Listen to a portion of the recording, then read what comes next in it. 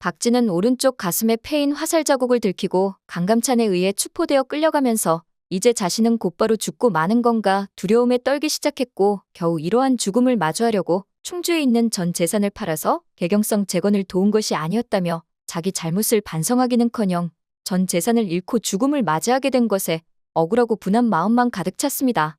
그런데 강감찬에 의해 끌려 옥으로 향하다가 궁으로 들어오는 거란의 사신들을 보았고 거란의 사신이 고려에 갑자기 왜 왔는지 의아하게 바라보던 박진이었지만 이미 옥에 갇히고 말았기 때문에 그 이유를 알 길조차 없었어요. 그렇게 황제로부터 어떤 벌을 받게 될지 두려움에 떨던 박진은 제발 최질이 찾아와 자신을 구해주기를 바라면서 신랄 같은 희망을 놓지 않았지만 최질 또한 대역죄인 박진을 구해내는 게 쉽지는 않아 보였습니다. 최질이 박진을 구하러 가겠다고 나서자 그 앞을 기문이 막아서며 단호하게 말했어요. 박진이란 그자를 진짜 도울 생각이요?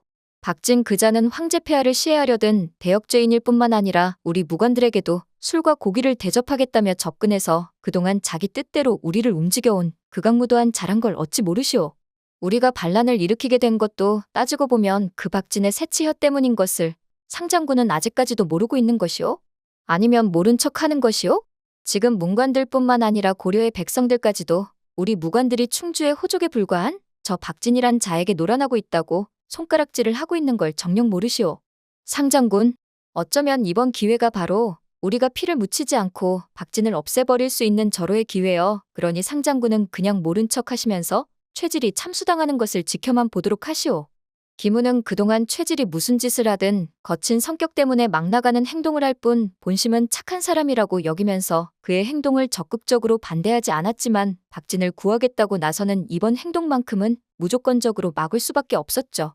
만약 최질이 대역죄인 박진을 구하겠다고 황제폐하 앞에서 설치기라도 하는 날에는 그저 무관들의 명예를 되찾기 위해서 반란을 일으킨 것이라는 기문의 말이 거짓임이 온 천하에 드러나는 것이고 잘못하면 황제를 시해하려고 했던 박진과 무관들이 원래부터 한패거리였다는 오명까지 쓰기 딱 좋은 상황이었으니까요. 기문은 최질에게 침통한 목소리로 말을 하길 상장군과 함께 반란을 꾀하기는 하였지만 내 이런 꼴을 보려고 시작한 것은 아니었소. 진심으로 무관들의 명예를 되찾고 알맞은 보상만을 주게 하기 위함이었지. 이렇게 폐하를 상대로 무례를 범하고 문관들에게 폐악질을 하고자 한 것이 절대 아니었단 말이오. 상장군 그대의 행동은 무관들의 명예를 드높이기는커녕 땅바닥에 떨어뜨리는 것임을 왜 정녕 모르고 계신단 말이오. 기문은 말이 나온 김에 최질을 상대로 그동안 못해왔던 화를 다 쏟아내었고 그 누구에게도 혼나는 걸 싫어하는 최질은 분을 이기지 못해 방문을 걷어차고 나와버렸습니다. 자신의 머리가 되어주었던 박진은 옥에 갇히고 형제와 같이 지냈던 기문도 등을 돌려버렸으니 마음이 헛헛해진 최질은 갈 곳을 찾지 못하다가 박진이 있는 옥에 가보았어요. 최질이 나타나자 너무 반가웠던 박진은 천사라도 본 듯 애원하는 미소를 지으며 제발 날 여기서 좀 구해달라고 부탁을 하기 시작하였지만 박진을 보는 최질은 기문의 말들이 머릿속을 맴돌기 시작했습니다. 최소한의 자존심은 남아있는 최질은 박진 같은 야비한 대역죄인과 손을 잡아 자기도 황제를 시해하려 한 자와 한패라는 오명을 쓰는 게 두렵기도 했기 때문에 일단 박진을 좋은 말로 설득하여 옥에 두는 게 낫겠다는 생각이 들었고 지금 거란의 사신이 고려로 찾아와서 친조를 하라고 난리를 부리는 탓에 고려의 조정이 매우 혼란스러운 상황이니 당장 박진을 처벌하지는 않을 것이라며 그때까지만 옥에 있으라고 말했어요. 어쩌면 전쟁이 일어나게 된다면 옥에 있는 게 더 안전할 수도 있다면서 말인지 방구인지 궤변을 늘어놓기 시작했죠. 그때 눈치가 빠른 박진은 최질이란 자가 자기를 구해줄 생각이 없음을 간파했고 그만 자리에 풀썩 주저앉고 말았습니다. 심지어 양아들조차 옥에 오지 않아 어찌 된 건지 병사를 통해 소식을 물으니 박진이 대역죄인으로 추포된 소식을 듣자마자 남은 재산을 모두 처분하여 멀리 도망가서 그 행방을 알 수 없다는 소식을 듣고 그만 망연자실하고 말았죠. 그렇게 이 고려 땅 전체를 통틀어 자기 편 하나 없는 걸 깨달은 박진은 그만 모든 희망을 잃어버리고 자결할까 바닥에 있는 집들을 꼬아 동아줄을 만들다가 거란의 사신이 떠올랐습니다. 어쩌면 이 고려에 내가 살 길이 없다면 거란에는 있을지 모른다는 생각이 들었고 적의 적은 아군인 것처럼 고려의 적인 거란이 자신의 아군이 되어줄지도 모른다는 희망을 갖게 된 것이었죠. 박진은 그날 밤 한숨도 자지 못한 채 다음날 최질을 옥에 불러달라 부탁해 자기의 뜻을 피력하며 말하길 상장군, 나를 구해달라 말하지는 않겠소. 다만 이번에 거란의 사신이 본국을 돌아갈 때 나를 그들과 같이 가게 해주시오. 포로가 되어도 좋고 인질로 가도 좋으니 어떻게든 이 고려 땅을 벗어나게 해주시오. 상장군의 입장에서도 이미 대역죄인이 된 날 멀리 보내버리는 게 마음 편하지 않으시겠소? 그렇게 박진은 장꾀를 부리기 시작하였고 최질 또한 골치 아픈 박진을 데리고 있기보다는 거란으로 보내버리는 게 속 편하겠다 싶어 거란의 사신에게 가서 박진을 데려다달라 부탁하였습니다.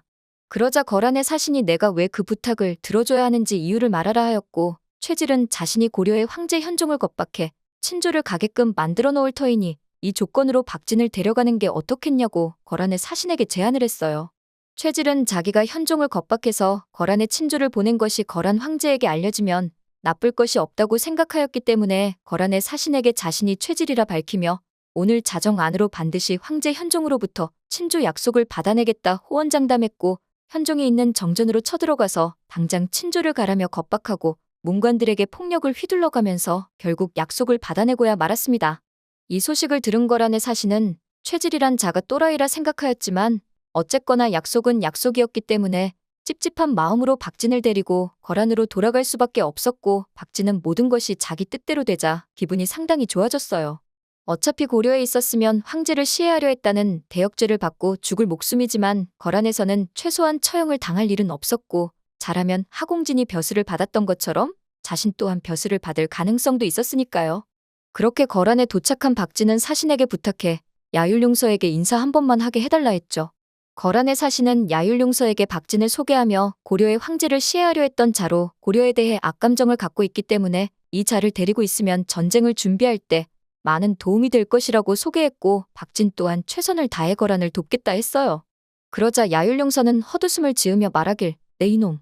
내가 그동안 고려의 장수들을 후하게 보고 인재로 영입하려 했던 건 그들이 고려에 충성을 다하려 했던 그 마음으로 거란에도 충성을 다하기를 바랬던 것이다. 너처럼 제 나라 제 황제도 죽이려 한 간악한 자를 이거란에 발붙이게 했다가 내 놈이 나와 이거란에 무슨 짓을 할 줄 알겠느냐.